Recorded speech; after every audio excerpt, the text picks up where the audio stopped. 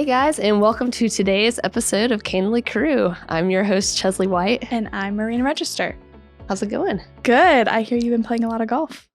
Well, I wouldn't say playing yet.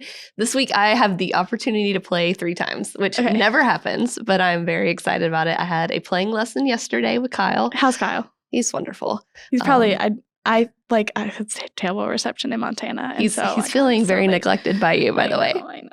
I'll get on it.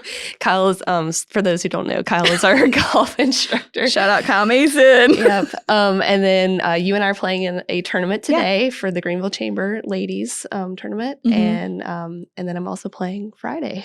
And then maybe Saturday with me again. Yes. And then hopefully we'll get our producer John to come out and play with us too. Pretty soon, once his wife has her baby. That's right. More important things. Yeah, exactly. So today we had a great episode. We got to talk with Meg Scoopmire, who is a shareholder with Haynsworth, Sinkler, Boyd. What do you think about it? I love Meg. She's my mentor through Crew, and she's just she's so fun in such an interesting way. And I will say she had such a good point during the interview about how a lot of her mentors, she didn't realize were her mentors until after she had moved on to something else. And in hindsight, she was like, oh, that was my mentor. And I really liked how she talked about how it's much more informal than people think, that if there's someone that gives you advice that you trust, that's a mentor. That's right. They don't have to have that specific title. Right. Which I think is good. Doesn't have to be a forced thing. Just someone you trust. Yeah. Which is important. I mean, and as coming from a lawyer, I think that makes sense because she's giving advice and she's trying to be trustworthy. So she's a mentor to a lot of different people in a lot of different aspects, I think. That's exactly right. Well, cool. Well, I hope you guys enjoyed this episode. I know we had a lot of fun talking with Meg. So let's bring her in. All right, Meg. Well, thanks so much for being here today. We really appreciate it. I'm excited to talk to you. I know we worked together a little bit on the commercial real estate side, but I'm excited to get to know you better. I know you guys know each other well. Yeah, we do. You were my mentor. We have a mentee-mentor relationship. Yeah, we got to meet again this year. Yeah, we probably should. It'll be good. It seems like the appropriate thing to do as former presidents and committed members of the mentor. Yes, exactly. Committee. Exactly. Are you guys formally in the Crew mentorship program? I think we're currently in the Crew mentorship program. Yes. Okay. We'll go with yes. Okay. Nice. Yeah, I didn't go to the last meeting, but the planning meeting? Yeah. Well, there's one coming up, don't worry. It was excellent. Okay. Yeah, it was. I've heard that. It was excellent. Okay. Mm-hmm. Well, perfect. All right, well. Yes. And and whatever the marketing materials are that are coming out are being very well received. Just perfect. Great feedback for the committee. That's awesome. I love that. Well, cool. Mm-hmm. Well, we're excited to talk to you today about Thank you. And get to know you better and learn about your career and how you got to where you are now. So why don't we start from college? What did you study in college and what were you kind of thinking at that time? So I went to Furman and I studied political science. And I can't really say that I had a big plan in college, but then... Who does? Exactly. Well, I don't know. Lots of people do. My good roommate did. She had her whole life planned out. I did not have that. But I did need money. And so I got a job being a runner for a law firm here in town and had an exceptionally supportive boss who was much like a mentor. And he encouraged me to do more than just deliver paperwork and documents. He encouraged me to learn his business, and he was a residential real estate lawyer, and learn how residential closings work. And so that sort of got me interested in the law. And then he let me take on as much or as little as I wanted to, and I got a real education there. And then I left there and went to be a paralegal in Atlanta, also doing residential real estate related work. And I also had another very supportive mentor and boss there who encouraged me to go to law school. He wanted me to stay in Atlanta, and I did not particularly want to stay in Atlanta as my lifelong residence. So I left Atlanta and came back to South Carolina and eventually ended up at law school. Awesome. So what was the reason for the move to Atlanta at the time? I mean, honestly. Just a job?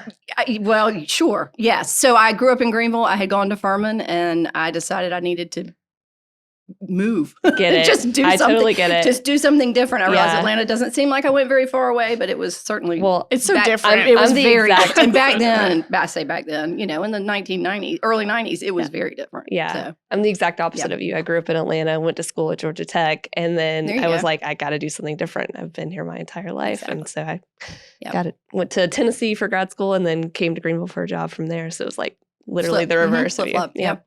Okay, so totally get that. I lived in Atlanta from ages 0 to 7. So well, there you go. Yeah. Now you know. Mm-hmm. Interesting. Never knew that. Yeah, born in Atlanta. So, but left almost immediately. Yeah. Never went back. Aw. So where did you go to law school? Oh, I went to University of South Carolina. Okay. Yeah. Gotcha. Yeah. Even again in the mid 90s, if I wanted to practice in South Carolina, I thought, and that was sort of where you went to law school. Yeah. Did you go in thinking you wanted to do like real estate law? I did. Okay. I did. I went specifically to do real estate law. Yes. Did you ever explore other options within the law, or ever like have like different? So yes and no. So there's sort of two paths in the law. There's sort of litigation and transactional work, and so I knew I wanted to stay in the transactional arena. So I did focus much of my studies on that type of law versus litigation. Gotcha. But I was just so familiar with real estate, it felt like a natural fit. Yeah. And I liked it, and I found it interesting. So what made you go from residential to commercial? Well, a couple of things. So when I first got out and practiced, I did both, and enjoyed it. I didn't do it wasn't quite 50-50. It was more probably 75-25. And then when the financial crisis hit, and the truth in lending rules and Dodd-Frank and all of the consumer protections were put in place, I went to a title insurance seminar where they spent about 4 hours explaining how the residential real estate practice was going to change and what was going to be necessary in order to comply with all of these rules. And the lawyers that were there from our law firm at the time, we all looked at each other and said, that's it. We're out. We're gonna focus on commercial real estate and let others focus on residential, because it became very clear that you weren't gonna be able to dabble. You had to, there were just going to be too many rules, and you needed too many processes to be efficient and compliant, and we just didn't have the resources to put those in place. So interesting. So, and it's worked out well, actually. Yeah, that makes sense. Yeah, it's worked out really well. So tell us kind of what your day-to-day looks like as far as what it means to be in law in commercial real estate. So my day-to-day it varies. Most days I head into the office with a list of tasks and things to get accomplished, and then it all just falls apart. The phone rings, somebody shows up in your doorway, and the next thing you know, you're spending 2 hours doing something you didn't plan to do. Yeah. But it's a lot of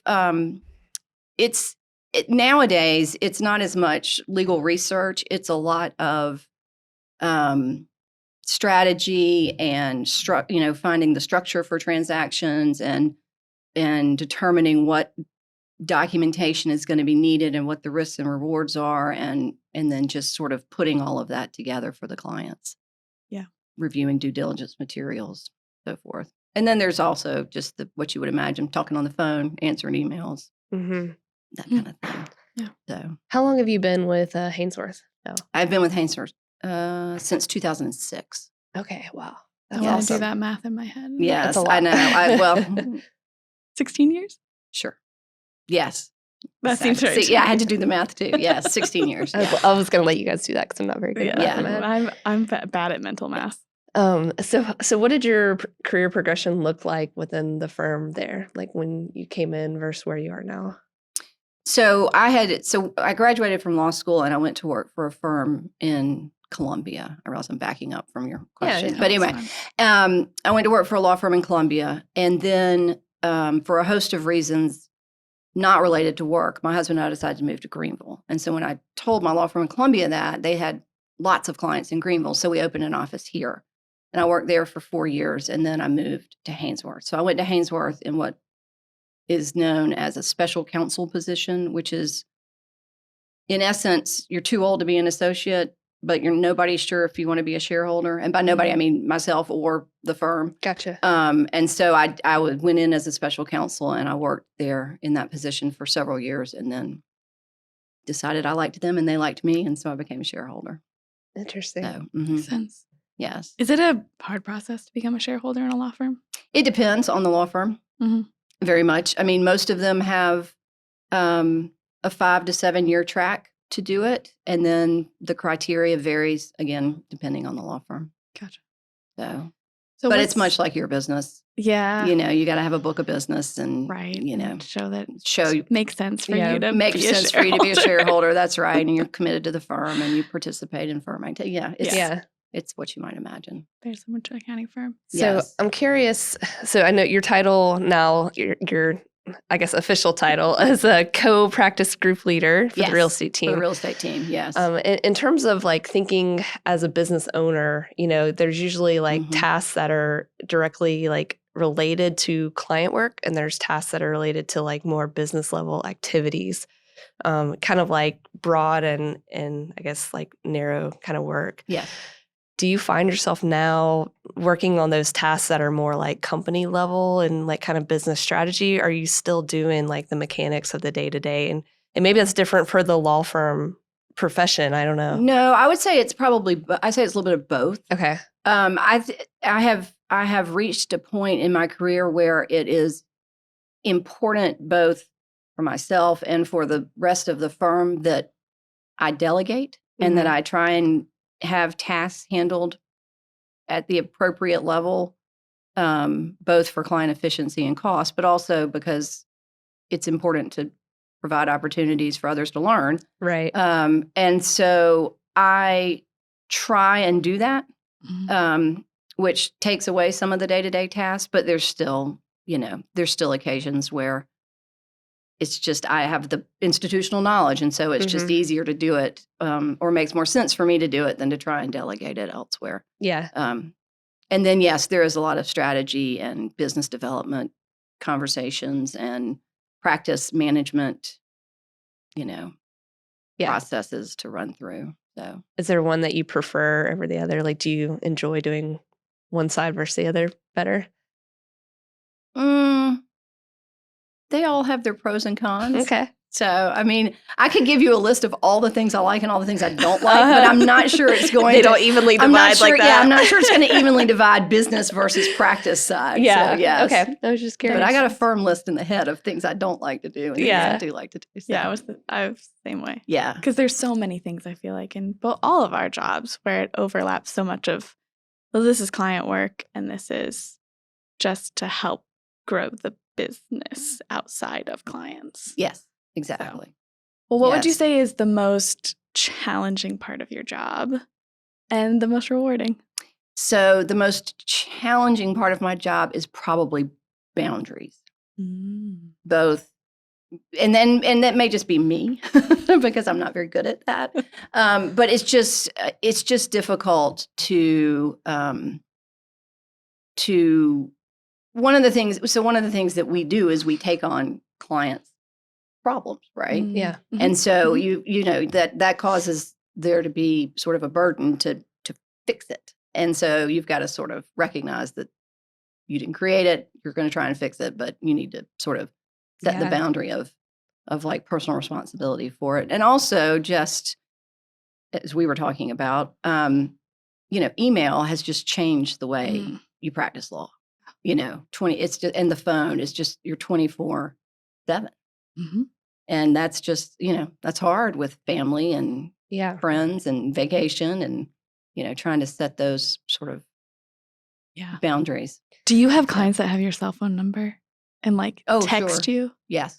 Oh, yes. It's my least favorite thing. Yes. It's also tricky for us because we have confidentiality issues and we have like record keeping. Yeah. And it's very difficult to keep a text. You've got to like screenshot it and email it and it's like a 6-step process. Right. File it into your own secure thing. Exactly. Yeah. So yes, it's a little tricky. That is a little tricky. I hadn't thought about that. Yeah. Trying to be screen. Yeah. I try not to, like, I don't mind if people call me, but I feel like I don't. Like, if someone texts me, I'll respond with an email. I'll be like, thank you for your text. Here's an email for you. Yes. Yeah. I will say I'm not a huge fan of the phone call followed by the email followed by the text. Yes. You know. The little triple hit. Like, I sent you an email. I'm like, okay, Like the knock plus the ringing the doorbell plus the I'm here. Yeah. Plus the text that I'm here. Yes, exactly. It's like, oh, I'm aware. Thank you. Yes. It just takes a minute to get there. Yeah.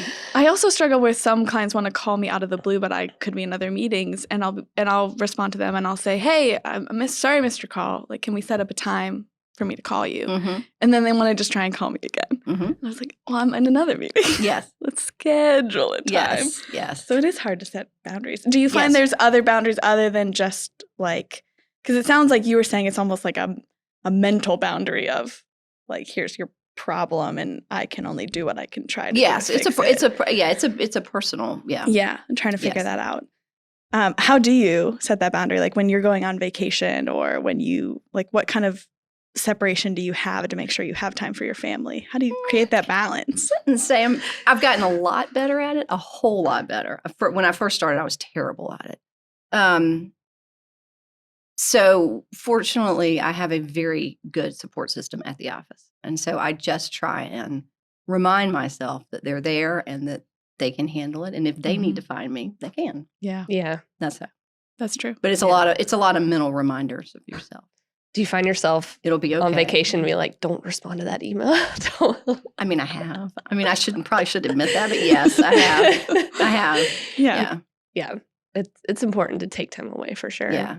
I feel like that's become a little bit more in light recent that, everyone's trying to have a little bit better work-life balance. Yes. And my gosh, the emails, it's a full-time job in itself. It can be. So it certainly can be. Okay. So if the most challenging is boundaries, what's the most rewarding part of the job? Oh, the people, the client, I have a great client base. I have great coworkers. Just that's the best part of it. Absolutely. Yeah. Do you have a team? So you have a team under you. Are you training any other lawyers to like be the next you? I hope not. I do. Yes. So in Greenville in particular, we have 4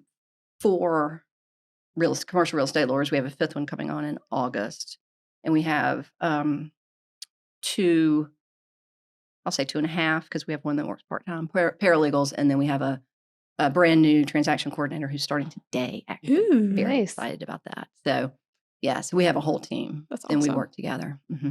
Cool. Yeah. And we work very hard to make it a team. Mm-hmm. Makes sense.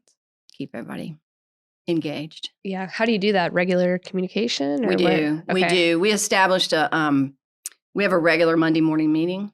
And at that meeting, we go through most everything that everyone's working on so that you may not know all the details, but nothing sounds unfamiliar if it comes up. Sure. If one of us or the other of us are out and a call comes in, it's not unfamiliar. Uh-huh. And we sort of talk about the status of where those projects are again, so that it's not unfamiliar. And it just creates good energy and good communication. Yeah. Like that. Yeah. Are you guys in the office? Or do you have people that work remote? Okay. No, we've been in the office since July 2020, something like that, off and on. Yeah. And I think everybody came back the beginning of 2021. Okay. Yeah. I feel like that's what I've heard with most lawyers, that they're in the office. Yeah. And some folks never left. I mean, frankly, for some folks, the office was as safe as anywhere else because there was no one there. Yeah. So yeah, and everyone has all the lawyers have their own offices, right? Yes. Yeah. Gotcha. Yeah. Mm-hmm. So, what does the next 5 to 10 years look like for you? Where are you going from here? That is an excellent question. I don't know exactly. I've been considering that, but I haven't landed on an answer yet. Okay. So. Now I'm intrigued. It's nothing. It's nothing intriguing. It's just, in some respects, I'd love to be looking at retirement, but I don't know if that's, that requires a whole set of analyses that I haven't done yet. So Gotcha. we'll see. Okay. Or I don't know. Are there any like super cool deals that you were a part of or buildings that you had a hand in Greenville that you can talk about? Super cool deals. Not super cool. I guess, some things make something more interesting than just like, oh yeah, that was just like run of the mill, came in, got that deal done. I mean, I'm trying to think. I mean, we've done all sorts of what I think are interesting deals. I'm trying to think of one in particular that I always hate that stands out. question because I can never think of any interesting things that I've done. Well, no, it's not that. I'm thinking of current things, but I don't really want to. I'm not really want to speak about those. So, I'm trying to think of closed transactions that were particularly interesting. I saw one on Haynsworth's webpage that was very large. It was like $168 million deal, multiple portfolio properties. I was like, wow. Yes, that was a transaction for a local healthcare provider several years back. Nice. They did a bunch of sale leasebacks on some medical office buildings. Yeah. That was challenging just because of the size and scope of it. Yeah. And fun though, very fun. Do you find it different, like working with companies, for example, like that large versus companies like us that are like 6 people? Yes, so that actually that's part of the fun of what I do though, because there's some challenge in trying to take what appears to be the same transaction on paper, right? Everyone's buying a piece of property, but those types of factors come into play, and the properties are always different, and there's always unique problems with each property. So that's why it makes it fun to do that. But yes, it's a different process when you've got one person who can make a decision versus one person you talk to who takes it to 10 others who have to weigh in on the decision. Yeah, that's fair. Yeah. Do you feel like you have a lot of repeat clients, or are you constantly having to find new clients? Or both? I mean, a little bit of both, although the goal is repeat clients. But frequently a commercial real estate transaction is a one-off deal. Somebody comes into town, buys a piece of investment property, and then goes and looks somewhere else. So it's a little bit of both. Gotcha. And how do you find new clients? Well, you do things like join crew. Yes. That's one way to do it. Networking, just like anything else. You try and do a good job for your existing clients. I find to be a great way to get new clients. Yeah. Try and do a good job on all transactions, because frankly, over the years, I've had several opposing parties call me later and say, hey, we worked together on this transaction and now we're buying something else. Can you help us with that? Nice. Which is always flattering because, it's one thing for your client to like you, but it's a good thing for the other side. I think you did a nice job too. Yeah. And then, general networking, crew, ULI, things like that. Well, speaking of crew, and I know we touched a little bit about you guys being a mentor, mentee. Have you had any mentors throughout your career that were just really influential? Yes. Oh, I've had several. Yes, absolutely. In my first clerkship, after my first year of law school, there were the whole place was just loaded with mentors. It was just fantastic. I mean. And they all were just so enthusiastic about teaching and guiding and, helping anything I needed. And then they helped me find my next job, and they've just been supportive. That literally to this day, they're all still very supportive. And then at each of my law firms, I've had one or two folks that really took me under their wing and helped me and coached me and, yelled at me when I did something wrong, and taught me how to do it better and that kind of. So it's been great. Yeah. How did you establish those relationships? Like, use, for example, the people at your law firm, for example. I'm not sure that I actually did it on purpose necessarily. It just sort of worked out. They were just people that I sort of connected with on a personal level. And, so I sort of stuck my foot in the water on, would they help me professionally? And it just, yes, was the answer. And they were all very generous with their time and knowledge and skill sets. And it just sort of worked. Yeah. Yeah. Yeah, that's what I see so much. A lot of people have this idea of like, And we try to, with the crew mentorship program, assign people together and see if that relationship fosters and stuff like that. But a lot of times it's like, hey, can we go get coffee? And then it's like, I just want your opinion about something. And it starts from there. It's very organic. Yes. I think that's kind of counter to what a lot of people think. Well, it's hard because I think everyone tells you should have a mentor, right? Right. That's what you hear in college and after, yes. you should have a mentor. And then there's some people who are like, well, I don't know how to get one. And you're trying to tell someone how to get one. It's like, be a cool person. Yes. And people will want to be around you, and then you can ask for help. Yes. I think part of the problem is it's like, go get a mentor. Like it's something you achieve. Or buy at the store. It's like something that you get. And frequently I find if you dig deeper with people, they actually already have one. They just don't. Right. Yeah. Probably in a good way. They don't think of it like that. They think of that person as like, a colleague who is helpful and generous and kind and, listens and, and you're like, right, so a mentor. So you have a mentor, right? Yeah. It's just sometimes when you put the label on it, it makes it seem unachievable when.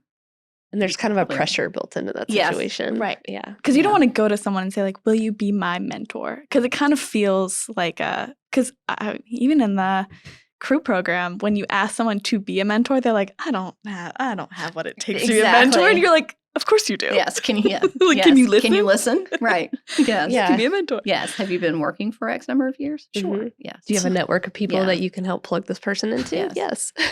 Well, and in some ways, and I guess maybe, I don't want to sound like I'm completely unintentional in what I do, but in some ways I realized that the mentors that I've had, I only recognize that in hindsight. Mm-hmm. I could see that. Yeah. Now that this mentor has buzzword, it's a buzzword and has a label, right? I just thought of them as supportive folks that I could go and ask questions of and get help from. But in hindsight, now I realize that's exactly what the relationship was. It didn't have a name. Yeah. Right. Or I didn't give it a name. Yeah. If I had one. But it's those little things. Like there's a couple people that I can remember just like giving what almost seemed like offhanded advice that is like stuck in my brain that I'm like, oh, that changes everything about what I was thinking of what I was doing. So thank you for that. Yes. Absolutely. Yeah. Yes. And that's, we've had moments like that even on this podcast where, our guests say something, we're sharing experiences and we hear about your experience and we're like, oh my gosh, that is great advice. Yeah. And then I call Chesley right after and I'm like, hey, quick thing, let's touch back. Let's circle back. It's so simple, but I didn't think about it that way. So anyone can be a mentor. They don't even have to have that. I feel like most of the people we have on this podcast, we have some kind of relationship with already, but it could be anyone that's giving advice, which I love. So can you think of any advice or, any nugget of wisdom that any of these mentors over the past couple of years have told you that's really stuck with you? So the thing that sticks with me the most, and I've had a couple of people tell me this, starting with my mother, frankly. The best mentor. The best mentor, that's right, yes. Is it's always easiest to do the right thing, which so frequently you think it's not, but in the end, it is always easiest to do the right thing. So, I like that. Yeah. I do too. Now I'm really thinking about that. Think about that. Mm-hmm. It's great for someone in law and also. Well, yes. But it is. At the end of the day, it's just easiest to do the right thing. It doesn't feel good all the time. Mm-hmm. It doesn't have to feel good, but yeah.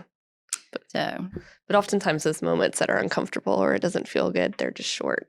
And then after you did the right thing, it feels like it. Yeah. Mm-hmm. So what advice would you have for someone that's interested in commercial real estate or in law? Think long and hard about it.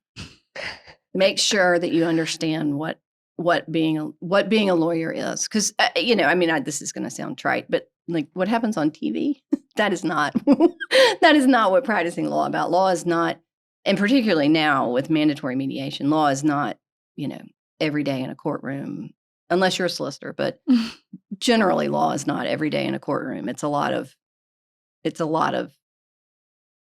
desk work and paperwork and mundane type activity. I don't mean that in a bad way. It's just, it's not, you know.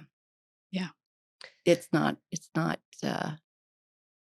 how not like TV law. Yeah, not to go too far back to what we were talking about, but what is like your mix of, hey, this is a task I have to do. This is like reading through something. It's handling an email or whatever. And how much is I'm meeting with a client, I'm talking with another person, I'm helping train someone. Like what's that percentage split? So it is probably on a day-to-day basis, I would say that I spend probably half to 3/4 of the day drafting documents, reviewing documents, commenting on documents,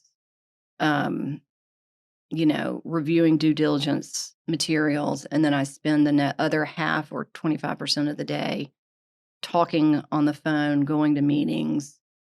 I put all that in one category. Right. I put internal and external phone meetings in the same bucket. Gotcha. So just a question about the language that you guys use. Sure. It's very hard for me to comprehend it. I don't know about you personally. When you read legal documents? Yes. Oh, the it's amount of time to I've spent. put me to sleep. Yes. Yes. Is it second nature to you now so that you read it and you just you immediately understand what's trying to be said because of your history and your knowledge of the way things have been worded? So for you to review a document, like for me to read a legal document, I've got to dedicate an hour, 2 hours. And I really got to focus and make sure I read every single word and understand it. But I'm sure for you, it's not that involved at this point. So it is and it isn't. Okay. I mean, so I can go through a legal document and look at the paragraph headers and have sort of an overall understanding of what the document covers and what it doesn't. But I still have to go through each of them and read them to see specifically how that document deals with that concept or that topic. Okay. And then I guess you're referencing historic precedent based on like cases that's like, okay, if you say it in this way, this has been tried in the past and this is what this means. And so we can't say it this way. We have to say it this way or something like that. Yes. In some instances, you're doing that. And in other instances, you're just trying to create a process for the parties so that there is, so that they understand. I mean, the goal of the document typically is to put into words what the parties have agreed to. Okay. Right. Yeah. So there's an offer, a counteroffer, and acceptance. And so the parties have come to some understanding about what they're going to do. And so now you're trying to put that on paper. Okay. So got it. Okay. So yes, in some parts it's intended to design a process, and other parts it's intended to address the law and legal issues and legal rights and remedies. Okay. Consistent with case law. Yeah. And prior jurisprudence. Interesting. You're probably much better at reading blueprints than I am. Oh yeah, 100%. Oh, no doubt. Yeah.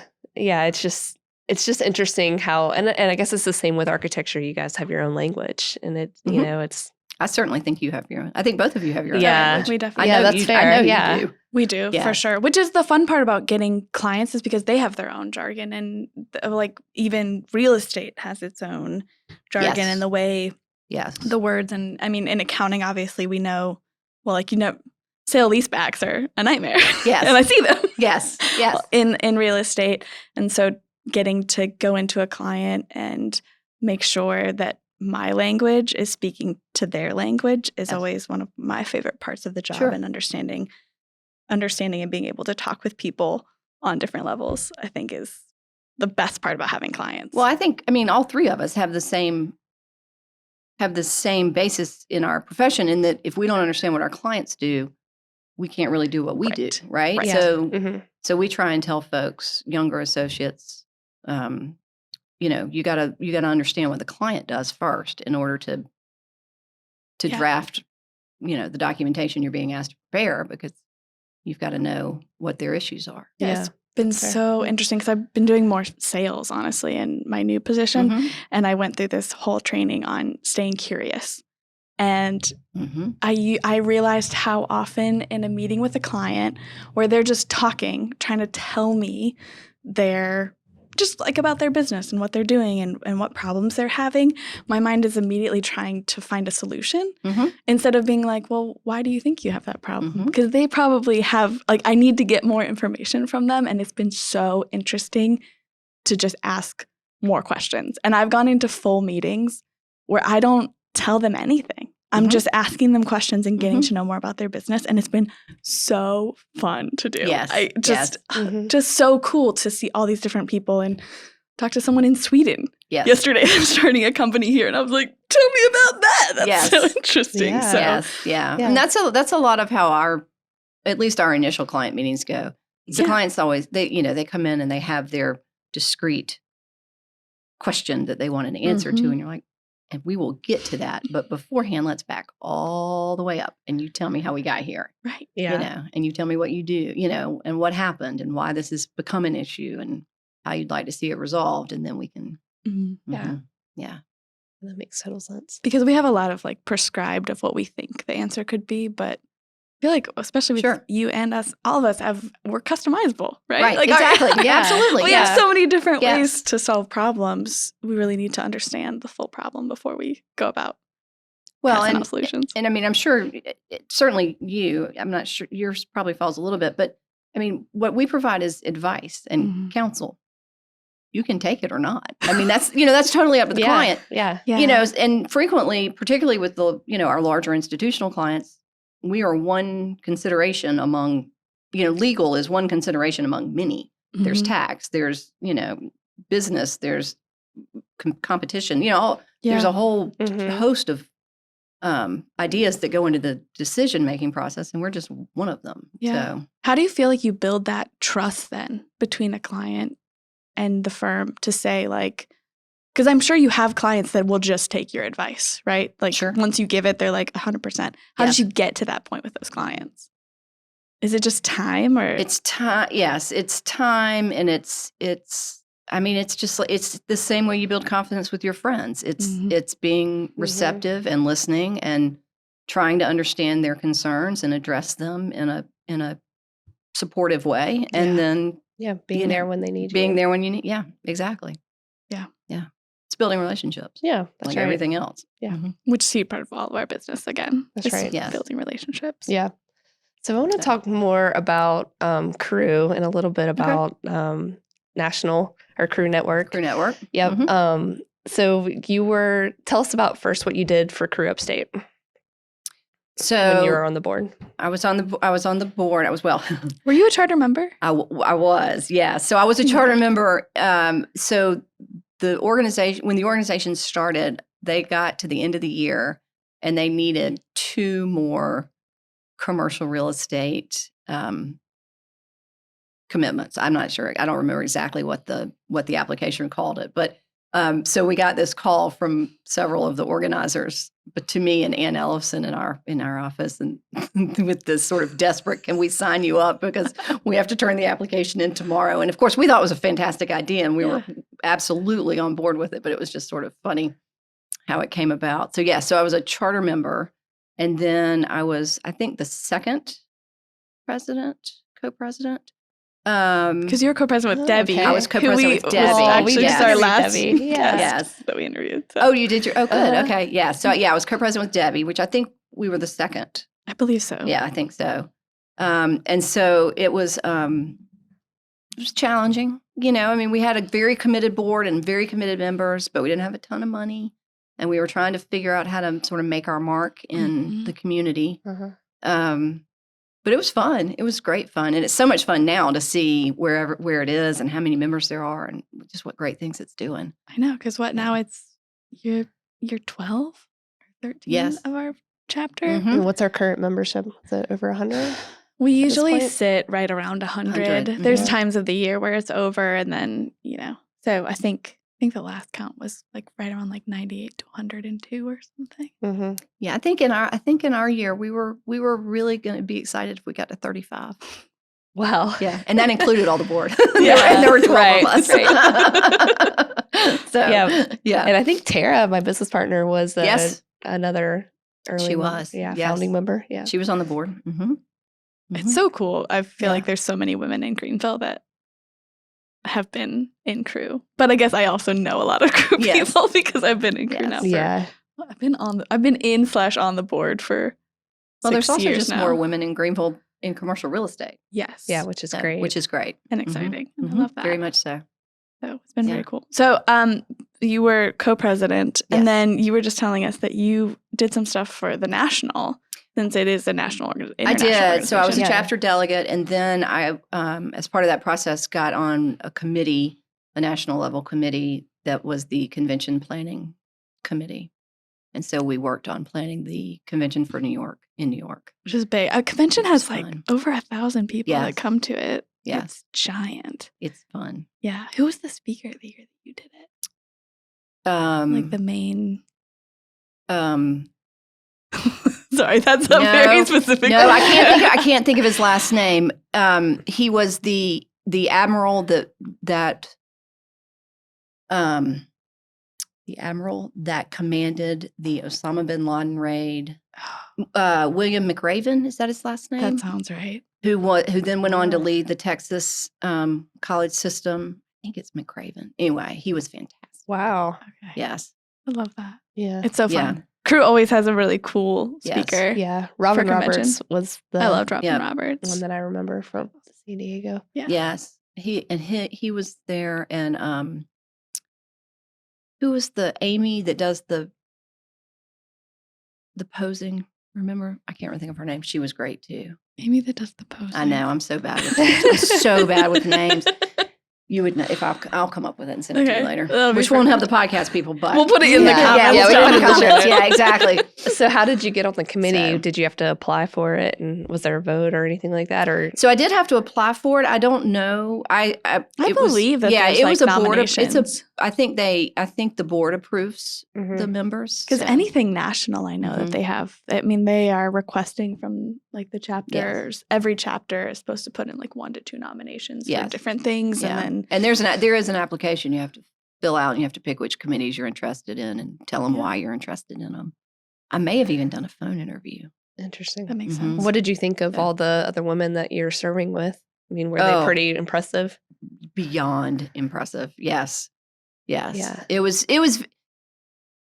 It took a little bit of like sort of personal confidence to recognize that among all of these very talented, and very successful women, that I had something to bring of interest and use to the committee. Yeah. So that's awesome. I bet it was a really amazing experience. It was. And it was amazing both from the interaction with the other women, but also it was such a learning experience in terms of organization and how to run a network. I mean, run an organization and run a committee and run a convention and put one on. There's so much organization there that I just not seen before that was really interesting. Yeah, and I mean, I'm assuming that you guys were all virtual for the majority of it, or did you fly to meet together?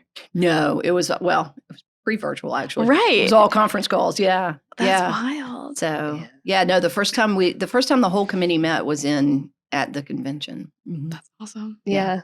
And that was the first time we met most of the speakers too.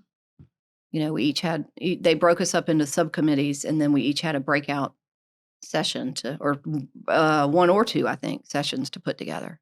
Yeah. So fun. It was fun. That's cool. Should we be on a national thing? I think so. Anyways, that's our we'll next apply step. for it next year. I highly recommend So I'm it. thinking now committee though instead of board member.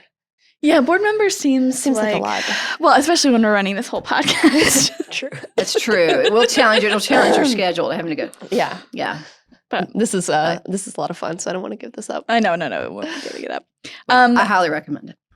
Speaking of fun, yes, fun. I think we're ready for our rapid fire. Rapid fire. Okay. So, what do you like to do for fun?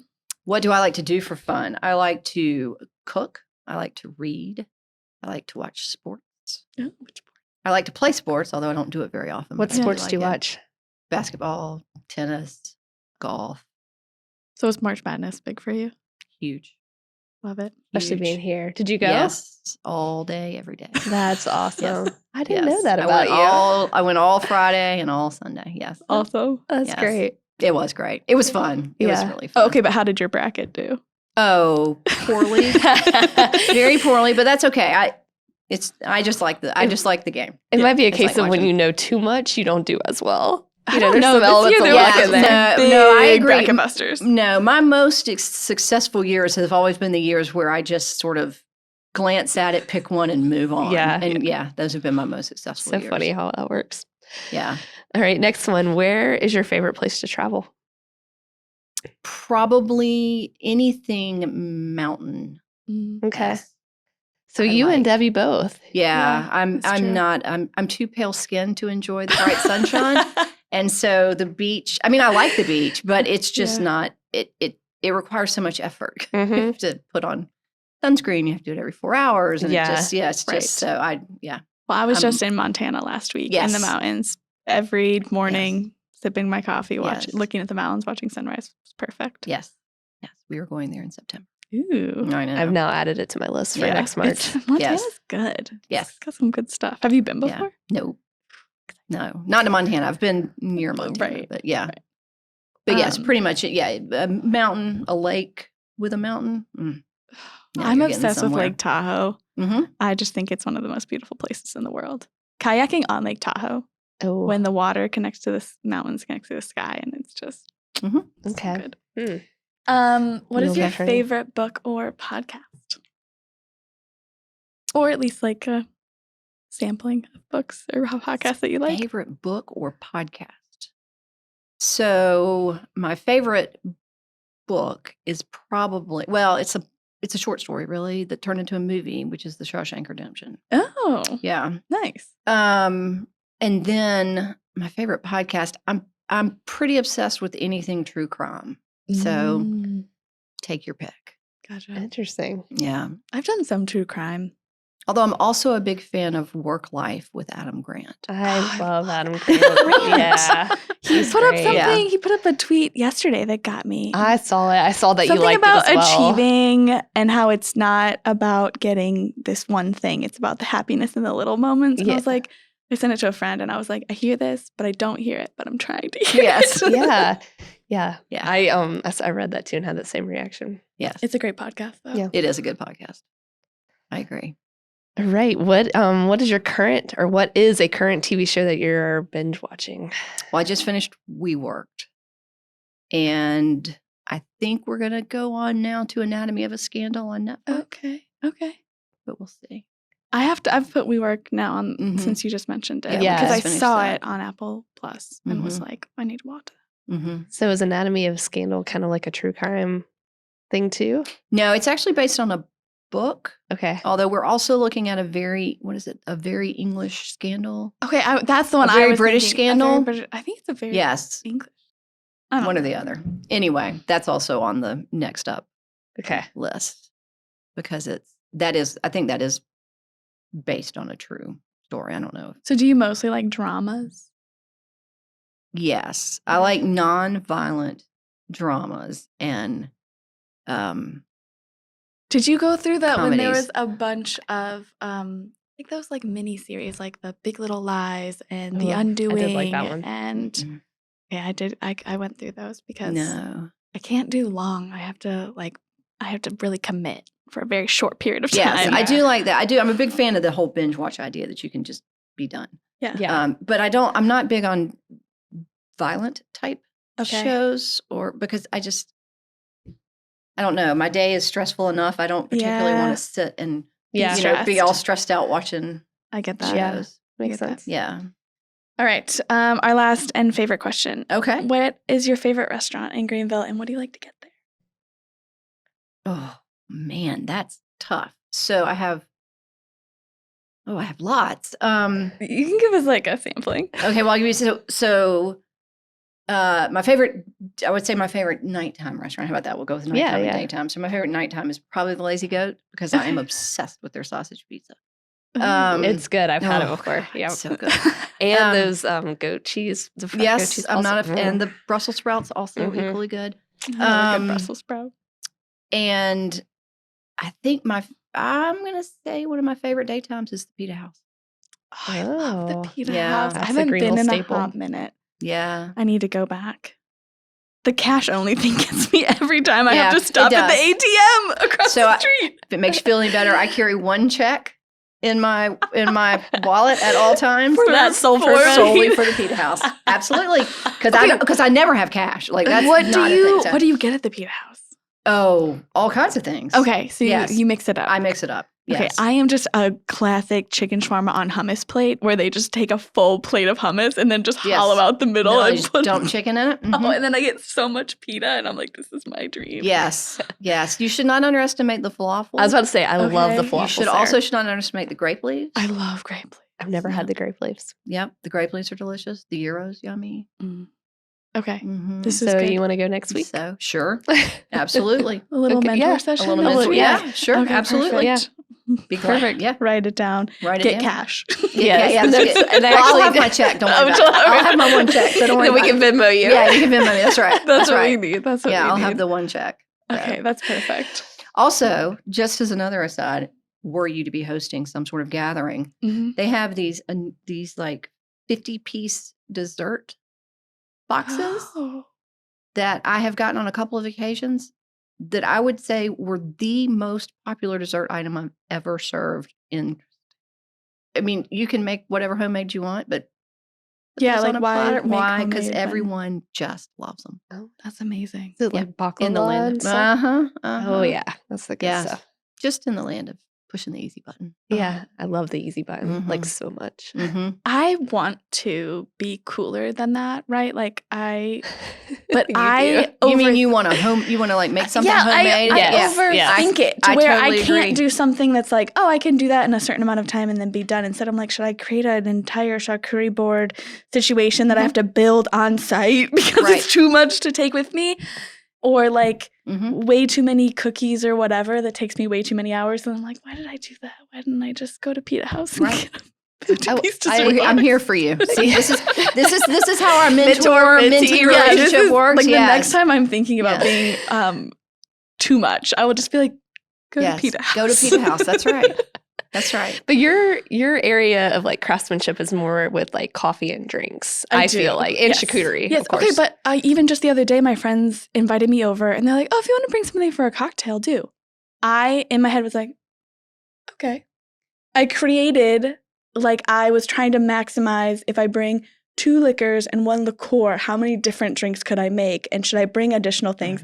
I'm bringing my cocktail shaker. I'm bringing glasses because I think they're not going to have the glassware that I think that I'm going to need to really experience the drink at the right level. And so I show up with like 2 Publix bags full of stuff. And I'm like, you couldn't just bring like bourbon? Yeah. Or a bottle of wine? Yeah. Nope, not that. Can't do it. Nope. But, we know that about you. We appreciate that about you. You are the example of one of our other favorite sayings at our house, which is, if it's worth doing, it's worth overdoing. Yes. See, I feel that way. Yes. I feel that statement in my I think soul. you should just own it for those like 3 areas that you love. Just own it. For desserts, go pick up Pita House. Yeah. That's true. Okay. I got it. Yes. Thank you. I appreciate it. We resolved this. Yeah. Thank you. I'm so glad you're my mentor, honestly. Yeah. It's really so helpful. I love it. Well, awesome. Well, thanks, Meg, so much for coming in and chatting with us today. It was great fun. It's good to get to know you a little bit better. And I'm looking forward to Pita House. Yeah, Pita House next week. Yeah. Alrighty. Sounds like a plan. Cool. Thank you. Thanks. The Candidly Crew podcast is sponsored by Truist. Truist is proud to be the 2022 Marble sponsor for Crew Upstate and the sponsor of this podcast series. Truist teammates are driven by a common purpose to inspire and build better lives and communities. They strive every day to make things better for their clients, teammates, and stakeholders. Truist envisions a world with equal access to economic opportunities. Truist proudly supports the mission of Crew to transform the commercial real estate industry by advancing women globally.